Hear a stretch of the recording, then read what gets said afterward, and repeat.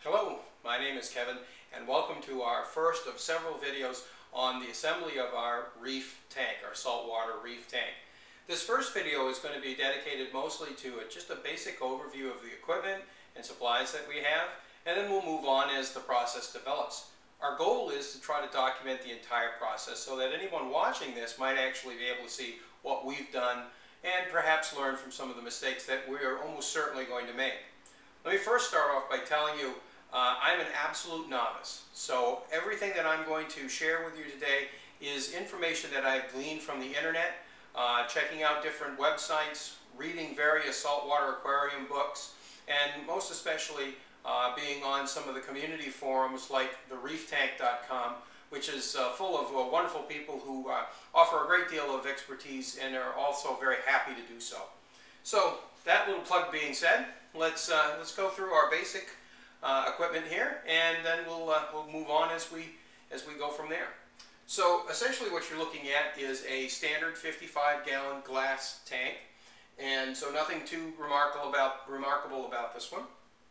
You could get this in any of your local fish stores, and this is in fact where I purchased mine locally here at a fish store. Always good to patronize your local business if you can. The tank is sitting on a really robust and sturdy cabinet, and it's absolutely essential to purchase a very strong and rugged cabinet, because the amount of weight that you're going to put into this tank by the time you fill it up with water, rock, sand, and anything else that goes into that, not to mention your fish and your inhabitants, will make for a very heavy piece of equipment. So absolutely critical that you have a decent stand. I actually have a canopy for this tank, which you'll see in a later video, but I've taken it off so that we can kind of go through the basic supplies and equipment that I have at this point.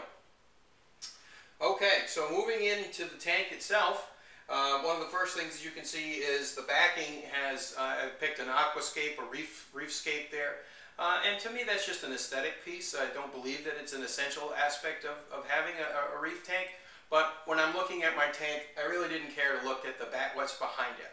I really wanted the focus to be on what's in the tank. And so we've added just a simple backing that you can buy at any local fish store. Inside you can quite obviously see that we have some reef rock.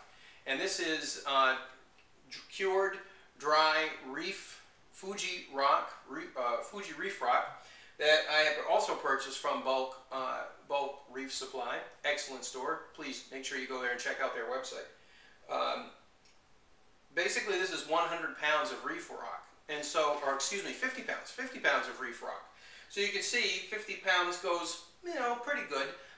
We are going to actually end up adding some additional rock to fill in some of the areas here once we get a little further in the process. Inside, probably the largest piece of equipment is our filter, and you can see here this is a marine aquarium. It's an Emperor 400. It's what they call an HOB, or hang on the back. What my reading has discovered or shown me is that there are some very complex methods for filtration, and there are some easier ones. And so given the fact that this is a fairly small tank in terms of reef aquarium, and the cost factor of adding sumps and plumbing and all of that, we decided to start with the HOB filter to see how that did for us. Next you'll see I have two heaters. These two rods here are temperature heaters to keep the saltwater aquarium water up to its desired temperature. Always a good idea, from what I've been reading, to go with two in case one fails. You have a backup, so you can go to the store and pick up a second one. And also, by spreading them out in this method, it helps to create a very even level of heat, and so there aren't really any cold spots, hopefully, within the reef tank itself. And so going for two of these, probably not a bad choice. The two that I've chosen are the Aqueons, and they are 200 watts apiece. So more than enough to keep the tank at its desired temperature, somewhere between 72 and 75 or 80 degrees, depending on the species that you're going to keep within the tank. So what we'll do is I'm going to give you an up-close view of some of the equipment so that you can see what we've got in the tank. And then we're going to move on to our lighting, which has actually just arrived today for us. And I'll give you the total explanation of what I've chosen and why I've chosen it. And you'll actually go through the unboxing with me so that you can see what's there. Okay, so here is a close-up view of the Fuji Reef Rock that we have basically just laid into the tank at this point to get some general idea as to what our aquascape might look like.